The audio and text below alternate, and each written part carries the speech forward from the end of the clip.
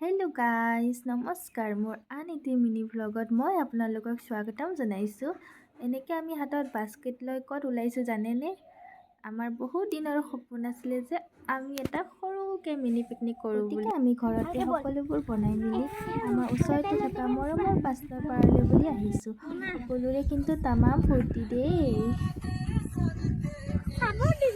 এইজনী হৈছে বা, এইকেইজনী আমি ধুনীয়াকৈ সজাই লৈছোঁ দেই, কাৰণ ফটো উঠিব লাগিব নহয়। এইজনী হৈছে তনুজা আৰু এইজনী আমাৰ কিউটি পাই, আৰু এইজনী হৈছে পিয়াংচি আৰু এইজনী মই, আৰু এইজনী হৈছে বা। ফটো মাৰা হৈ গ'ল, গতিকে এতিয়া আৰু খোৱাৰহে কথা। আমি পিছে এটা এটাকৈ খাবলৈ আৰম্ভ কৰিয়ে দিছোঁ।